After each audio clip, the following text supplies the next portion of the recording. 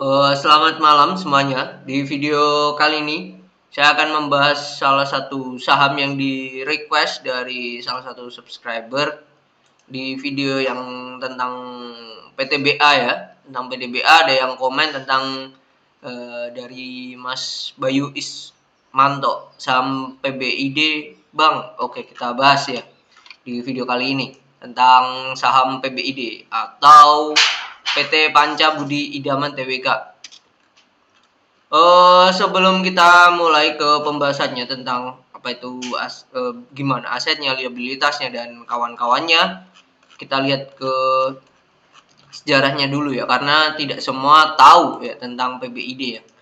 PT Panca Budi Idaman atau PBID didirikan berdasarkan Akta nomor 16 tanggal 10 Januari 1990. Berarti bisa dikatakan umurnya sudah 32 tahun lah. Sudah 32 tahun. Sesuai dengan pasal 3 Anggaran Dasar Perusahaan bergerak dalam bidang industri barang dari plastik untuk pengemasan, industri kemasan dan kotak dari kertas dan karton, industri percetakan umum, industri mesin keperluan khusus lainnya, perdagangan besar berbagai macam barang, perdagangan besar karet dan plastik dan bentuk dasar, perdagangan besar mesin kantor, industri, suku cadang perlengkapan, dan perdagangan mesin besar, peralatan, dan perlengkapan lainnya. Perusahaan beroperasi secara komersil pada 1997. Oh, hitungannya 97 ya. Berarti baru 25 tahun lah. Baru 25 tahun. Oke. Berarti intinya ini lebih ke plastik, karton, kertas, semacam ya. Packaging lah. Saya bisa mengatakan kalau ini perusahaannya jual packaging. Kalau kita cek ya, produk di Google Panca Budi apa namanya ya? Panca Budi Idaman. Panca Budi Idaman. Nah, ini produk-produknya ya. Produk-produknya ya ini kayak kertas, plastik, sedotan, terus ya dunia packaging lah emang. Nah, ini packaging mereka jualnya. Oke, kita mulai.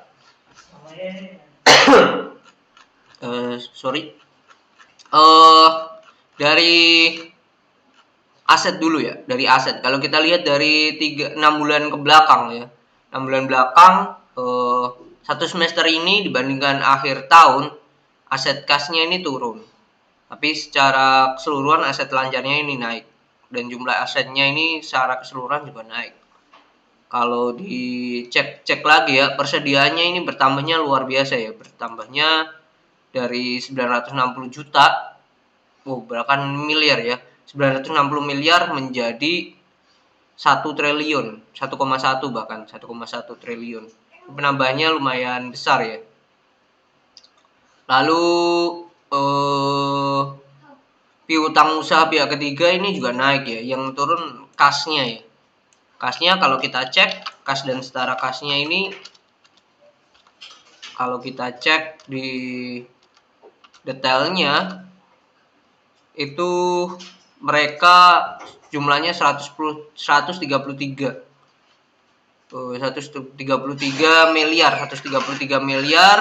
Ini totalnya itu semuanya hanya dalam bentuk bank ya. Di deposito sudah tidak ada sama sekali, sudah pada habis, dan sisanya di bank dalam bentuk rupiah dan dolar ya.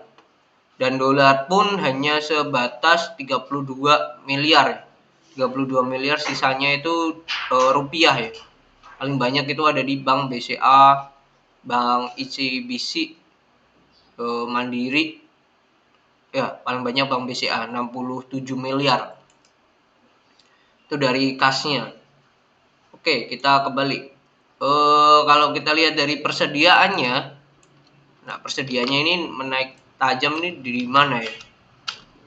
Persediaannya sendiri kalau kita cek itu ada di bahan baku untuk produksi ini naik, lalu barang dalam prosesnya naik dikit, barang jadinya naik lumayan, dan biji plastik untuk dijual ini pun naik 2 kali lipat ya, 3 kali lipat bahkan. 3 kali lipat. Ini hal yang bagus. Kalau ini semuanya jadi duit, akan menjadi hal yang luar biasa ya. Terutama yang barang jadi ini. Oke, tapi kalau semakin banyak persediaan ya, mengendap ya, ini juga tidak bagus ya. Masih dalam taraf wajar lah. Oke, lanjut ke liabilitasnya. Nah, liabilitasnya ini, hutangnya ini kenaikannya sangat signifikan ya. Terutama di jangka pendek, dan concern saya itu di utang bank jangka pendek. Kenapa? Karena utang bank ini pasti ada bunganya ya, pasti ada bunganya. Nah, itu hal yang sedikit bahaya ya menurut saya. Sedikit bahaya. Bentar, saya cek utang bank jangka pendek. Kalau kita cek utang bank jangka pendek, ini rupiah, dolar juga. Nah, kenaikan terbesar ada di utang kredit modal kerja. Oh, ini untuk kredit modal kerja. Itu dalam bentuk dolar. Di Bank BCA itu senilai 193 miliar. Ini lumayan besar ya. Besar banget malah menurut saya. Dimana tingkat bunganya itu per tahun itu 2,72%, 2,72 sampai 4%. Oke,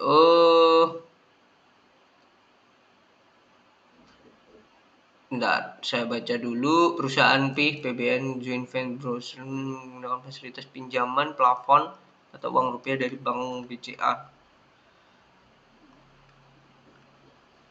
Ini tidak ada itu ya, tidak ada penjelasannya di sini apa.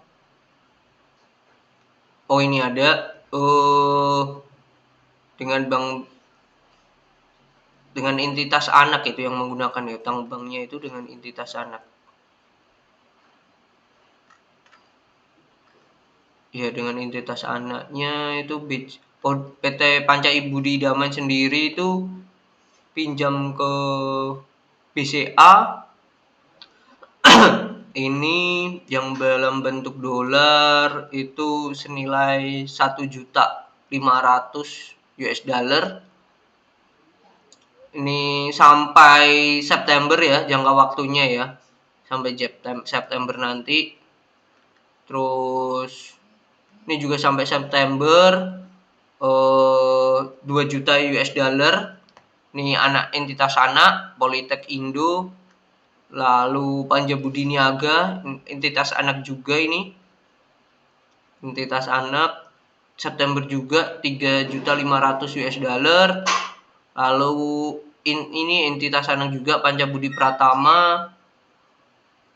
Ini senilai 15 juta US dollar. Wow. Ini September juga. Dengan jaminan. Nah, ini jaminannya 9 unit tanah, bangunan, persediaan barang milik perusahaan, piutang usaha milik perusahaan, dan mesin-mesin milik perusahaan dan PIH. Oke, PIH itu yang Politek Indo Hausen, anak perusahaan itu yang jadi jaminannya. Tapi sedikit risk ya, dengan kontrak jangka pendek nominal yang besar, dengan kondisi sekarang ini ya, dolar masih kemungkinan akan menguat. Menurut saya terlalu risk dalam hal mengambil hutang dolar yang cukup besar ya. Menurut saya ini terlalu risk. Nah, ini salah satu hal yang saya kurang oke lah ya dari PBID sejauh ini. Oke, kita lihat ke penjualannya. Kalau kita lihat dari netnya ya, keuntungannya ini Q2 ini turun ya. Q2 ini turun. Sebelumnya ini ada di angka 235 miliar labanya. Sekarang di Q2 ini 215 miliar ya. Berarti turun berapa? 235 kurangi 215.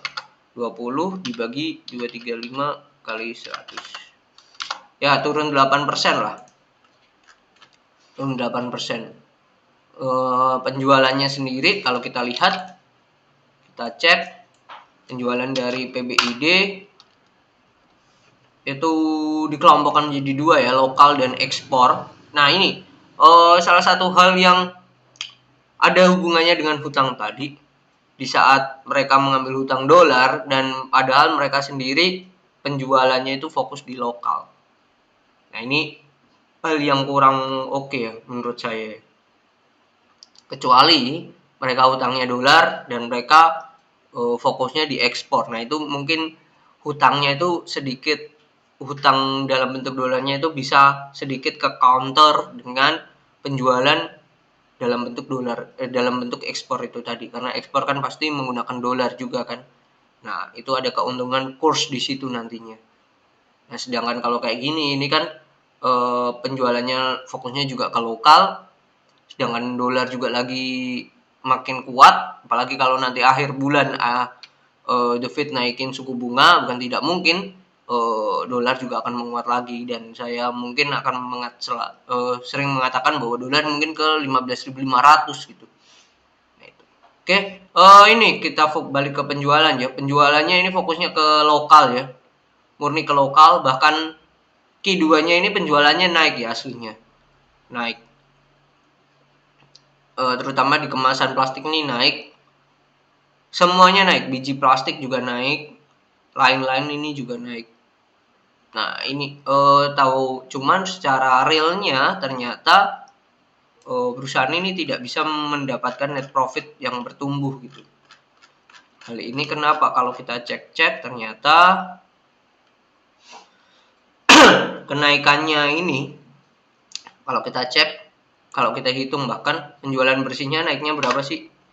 Naiknya 2509 dikurangi 2125 bagi 384 bagi 2125 kali 100. Naiknya 18%. Beban pokoknya ini pun juga naik. Beban pokoknya naik, kurangi 1664 bagi 1664 kali 100. Naiknya 22%. Penjualannya naik 16%, bebannya naik 22%. Dari situ udah kelihatan timpang lah.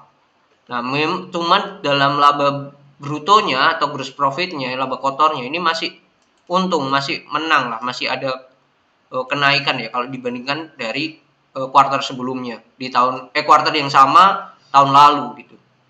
Tapi ternyata di sini juga ininya beban lainnya ini juga makin besar lagi, dan ditambah pendapatan lain-lainnya ini di Q2 sekarang ini tidak sebesar tahun lalu, dimana di tahun lalu ini ada di angka 5 miliar, 5,7 miliar, sekarang hanya 1 miliar. Itu udah kepotong 4 miliar sendiri, turun 4 miliar sendiri.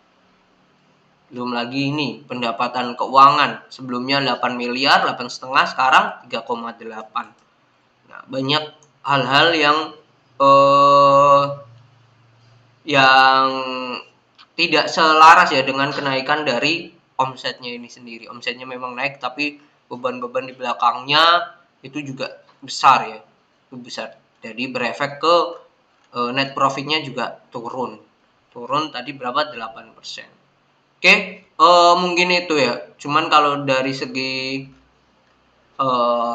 kesimpulan saya ya, dari segi perusahaan memang aslinya dari segi produknya sendiri ini pasti masih akan tetap dipakai.